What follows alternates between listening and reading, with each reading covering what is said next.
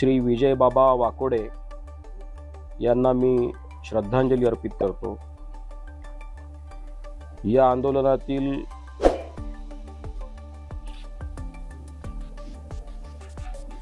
सोमनाथ सूर्यवंशी यांचा जो बळी गेला त्यांच्या प्रती मी संवेदना व्यक्त करतो।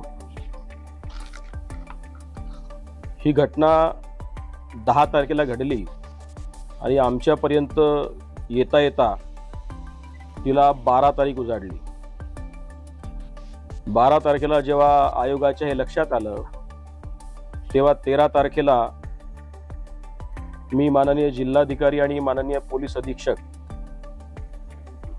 यांना एक पत्र पाठवून या सगळ्या घटनेचा अहवाल मागवला। तो अहवाल प्राप्त झाल्यानंतर शनिवार रविवार मध्ये गेल्यामुळं मी 16 तारखेला माझ्या प्रवासाचं नियोजन केलं। 17-18 असा 2 दिवसाचा प्रवास मी केलेला आहे। मी अनेक लोकांच्या सोबत माझ्या भेटी झाल्या। दलित आंदोलनात काम करणाऱ्या विविध राजकीय पक्षाच्या विविध संघटनांच्या प्रतिनिधींशी देखील मी चर्चा केली। व्यापाऱ्यांच्या सोबत देखील त्यांच्या संघटनासोबत देखील माझ्या चर्चा झाल्या। त्यांची निवेदनं देखील मला प्राप्त झाली। या विषयाशी संबंधित सगळ्या अधिकाऱ्यांशी वेगवेगळ्या बैठका झाल्या आणि मी विषय समजून घेतला। विषय अत्यंत गंभीर आहे। हे खरं आहे की एखादी अप्रिय घटना घडली, दुर्दैवी घटना घडली। एखाद्या विकृत मनोवृत्तीच्या माणसानं बाबासाहेब डॉक्टर आंबेडकरांच्या पुतळ्याजवळच्या संविधानाची प्रतिकृती तोडली आणि त्यानंतर ज्या पद्धतीचे प्रिकॉशनरी मेजर्स पोलीस विभागाने घ्यायला पाहिजे होते, अत्यंत दुर्दैवानं मी हे कबूल करतो की त्या पद्धतीचे प्रिकॉशनरी मेजर्स घेतले गेले नाही। अत्यंत संयमानं आणि संवेदनशीलतेनं ही परिस्थिती हाताळली, परंतु ज्या विभागावर या सगळ्या गोष्टीची लॉ अँड ऑर्डर ठेवण्याची जबाबदारी आहे तिथे मात्र लॅक्युना राहिलेला आहे। मलाही तुमच्यासारखाच प्रश्न पडतो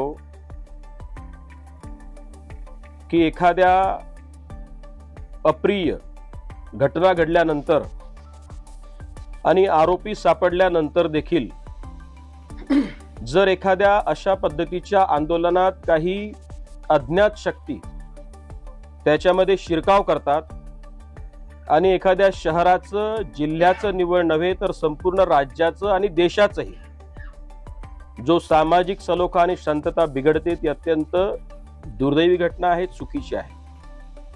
मी आपल्या माध्यमातून आंबेडकरी चळवळीतील कार्यकर्त्यांना सांगू इच्छितो, आवाहन करू इच्छितो की परमपूज्य बाबासाहेब डॉक्टर आंबेडकरांनी महाडच्या चौदार तळ्याचं आंदोलन केलं। आपल्या सगळ्यांना सर्वविदित असेल की या आंदोलनामध्ये सगळ्या पद्धतीच्या शक्यता असताना देखील परमपूज्य बाबासाहेब डॉक्टर आंबेडकरांनी लाठ्या काठ्या खाल्ल्या, परंतु त्याच्या प्रतिकार करणारी शक्ती उभी केली नाही। कारण ते आंदोलन होतं, आंदोलन निवड पिण्याच्या पाण्याचं नव्हतं। आणि एक गोष्ट आपल्या सहित अनेक इतिहासकारांना देखील कदाचित माहिती नसेल की महाडच्या चौदार तळ्याचं आंदोलन न्यायालयामध्ये जवळपास सलग 10 वर्ष चालले। एका सेवानिवृत्त अधिकाऱ्याच्या जेव्हा ते लक्षात आलं तेव्हा त्यांनी त्याचे सगळे पुरावे गोळा केले आणि 10 वर्ष हे जे आंदोलन चाललं, 10 वर्षानंतर न्यायालयाने निकाल दिला। तात्पर्य एवढंच आहे की परमपूज्य बाबासाहेब डॉक्टर आंबेडकरांना कधीही आंदोलनातली हिंसा मान्य नव्हती। संविधान आणि कायदा या गोष्टींवर बाबासाहेबांचा विश्वास होता आणि त्यामुळं आमच्याही संशोधनाचा विषय आहे। प्रशासनाला मी विशेषत्वाने विनंती करेन की या अशा पद्धतीच्या आंदोलनामध्ये कोणत्या शक्ती होत्या की ज्यामुळे हे आवश्यकता नसलेलं आंदोलन चिघळलं किंवा तपासण्यासाठी प्रशासनानं पुढाकार घ्यावा। त्याचप्रमाणे आता खऱ्या अर्थानं जी सामाजिक दरी कुठेतरी प्रस्थापित होण्याचा प्रयत्न करते आहे, स्वातंत्र्याच्या 75 वर्षात त्याची फळं आम्ही सगळ्यांनी भोगलेली आहेत। हा देश आणि आपण सगळे लोक आता पुढे आलेलो आहोत, तेव्हा ही सामाजिक दरी पुन्हा अशा आंदोलनाच्या माध्यमातून पुन्हा विस्तारते, ती कमी करावी अशी मी सगळ्यांना आपल्या माध्यमातून आवाहन करतो। सगळ्या राजकीय पक्षाच्या नेत्यांनी शांतता आणि सामाजिक सलोखा स्थापित करण्यासाठी पुढाकार घेतला पाहिजे, त्या पद्धतीचं त्यांनी आव्हान केलं पाहिजे आणि या घटनेकडे राजकारणाच्या पलीकडे पाहण्याची दृष्टी त्यांनी घ्यावी असं देखील आव्हान मी आयोगाच्या वतीने आपल्या माध्यमातून करतो। ते कोणत्याही राजकीय पक्षाचे लोक असू द्या।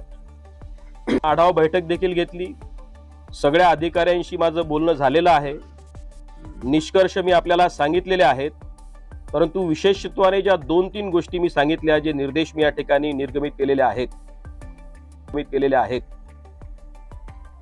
की ज्या पोलीस अधिकाऱ्यांच्या विरुद्ध, ज्या 3 पोलीस अधिकाऱ्यांच्या विरुद्ध जनाक्रोश आहे किंवा अनेकांच्या तक्रारी आहेत किंवा ज्या तक्रारी पुढे येऊन लोक देण्यापासून घाबरत आहेत, अशा देखील तक्रारींच्या आधारावर त्या 3ही पोलीस अधिकाऱ्यांना सक्तीच्या रजेवर माननीय एसपींनी तत्काळ प्रभावाने पाठवावेत अशा पद्धतीचे निर्देश आज आयोगाने निर्गमित केलेले आहेत। त्याचप्रमाणे ज्या व्यापाऱ्यांचं नुकसान झालेलं आहे त्यांना FIR शिवाय त्यांच्या नुकसानीचं पंचनामा करावा आणि त्या पंचनाम्याच्या प्रती आमच्याकडे, शासनाकडे आणि संबंधित व्यापाऱ्यांकडे देखील देण्याची व्यवस्था करावी, अशा देखील पद्धतीचे आदेश मी निर्गमित केलेले आहेत। मी फक्त एवढंच आपल्या माध्यमातून सांगू इच्छितो की ही सामाजिक दरी जी वाढू पाहत आहे किंवा ज्या अशा शक्ती ज्यावरती तोंड काढू पाहत आहेत, त्या संपवण्याच्या दृष्टीनं माध्यम, समाज माध्यम आणि आपली सगळी पत्रकार मंडळी यांनी जागरूकतेचं भान ठेवत आणि राजकीय नेते देखील यांनी जागरूकतेचं भान ठेवत सामाजिक सलोखा आणि शांतता जपण्यासाठी पुढाकार घ्यावा। धन्यवाद। नेमकी काय तुम्हाला ह्याच्यामध्ये जे काही 10 तारखेला घटना घडली आणि 10 तारखेला एक 200-250 लोकांचा जमाव जर बाबासाहेबांच्या पुतळ्याजवळ जमा होतो, तिथे पोलिसांच्या गाडीच्या वर चढून एखादा माणूस बंदचं आव्हान करतो, पोलीस अशी कशी परवानगी देऊ शकतात? किंवा जर त्याची गांभीर्यता पोलीस प्रशासन न समजू शकलं तर हा पोलिसांच्या कार्यपद्धतीचा किंवा एखाद्या व्यक्तिविशेषत्वाचा दोष असावा। त्यामुळे माझं असं निरीक्षण मी नोंदवलेलं आहे। तिसरा कोणता निर्देश? पंचनामे करा, FIR न करता पंचनामे करा, म्हणजे FIR ची सक्ती करू नका आणि पंचनामे झाले पाहिजेत। आणि तिसरं असं, हा निर्देश नाही, हे आव्हान आहे की सामाजिक सलोखा आणि शांतता पाळण्याच्या दृष्टीने सगळ्या राजकीय पक्षाच्या धोरणांसह प्रशासनाने देखील पुढाकार घेऊन त्या पद्धतीची ही सामाजिक दरी काम करण्यासाठी सगळ्यांनी सर्वकष काम करावं अशी मी विनंती केलेली आहे।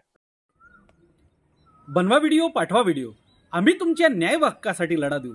ताज्या बातम्या व घडामोडींसाठी पाहत राहा फक्त महाराष्ट्र लाईव्ह न्यूज। आजच आमच्या चॅनलला सबस्क्राईब करा, शेअर करा, कमेंट करा आणि हो, बेल आयकॉन दबायला विसरू नका। जय महाराष्ट्र।